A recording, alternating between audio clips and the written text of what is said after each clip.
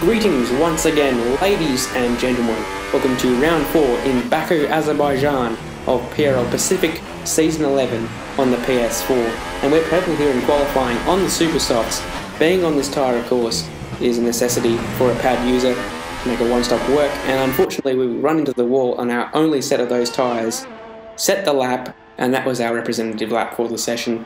Way down in 8th on the grid. Danny rocks though, flying the flag for Toro Rosso with her 3rd pole of the season out of 4 events. The Saubers tried their hardest to slipstream themselves to a front row, couldn't quite manage it. Hazard joined my teammate on the front row for Mercedes, but there we are, 8th on the grid with Super Softs. Actually not the first Super Soft runner, Craig also on the Super Soft and also on a pad, so you can see the disadvantage we're at, but this is the game we have to play, and that's how we'll play it. Now, interestingly at the start here, the Williams of HSV comes across the front. I have to avoid him, almost clatter into the side of Pure in that Haas. We were quite fortunate to escape damage there, but it didn't last very long. I made a very clumsy error here, running into the back of the McLaren of Craig, and that cost me any shot at the podium. I think I would have been quite close, challenging for the win here actually, given my strategy.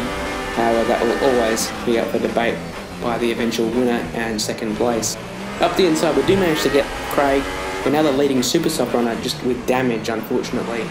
Now we have to make sure we don't run into the back of any more cars and sustain further damage, because we need to get this set of tyres quite far in to make the one-stop work. Kremer was quite offline through the castle section, and that allowed us up into the top 5 on this first lap. So not all lost. 3 positions gained is not the worst first lap despite the damage. Okay, clear. And there's damage for Toddster. He's out of the race, the first victim of that final sweeper, which would claim so many more cars this race. DRS is now enabled and will be available to use when you are within 1 second of the car ahead, the DRS zone. And Craig was challenging me. Unfortunately for him, his challenge wouldn't last long as he became the second victim of that same sweeper. I actually looked back and saw it happen. Very unfortunate loss of rear grip there.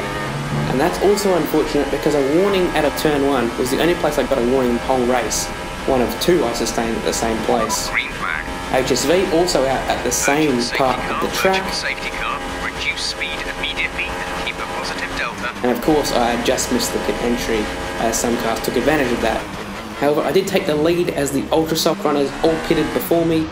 I eventually changed my wing at the end of lap 8, which was the earliest possible pit stop to make it to the end on softs as a pad user.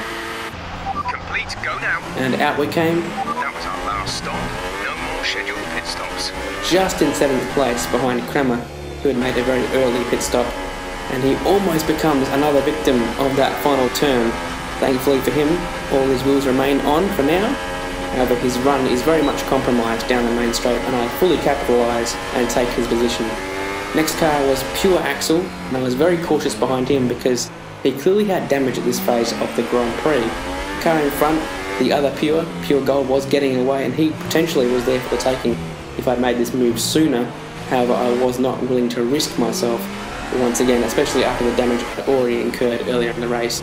This lap was very slow, unfortunately, and it pretty much destroyed my chances of catching Pure Gold, but as I say, I think it was a necessary evil to be patient and not risk either of our races.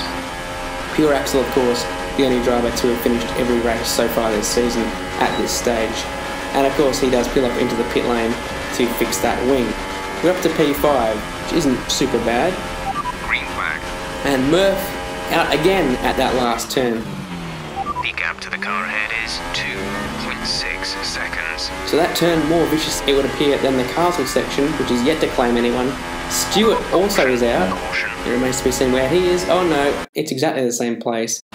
Gap to car in front is 3.4 seconds. And Kremer's also out. This time it's at the castle section. Not sure how he's ended up there, but that's very unfortunate for him. We couldn't quite get to Pure Gold. We were catching him slightly. He had no penalty, so we remained in P4, off the podium for the 2nd time this season. The winner was eventually Hazard, his first ever win. Congratulations to the Mercedes driver. Danny had led the majority of the race, however had incurred some bad luck with a view change and then her pedals moving too far away as the race progressed. I've been Jacko, see you guys next time in Spain.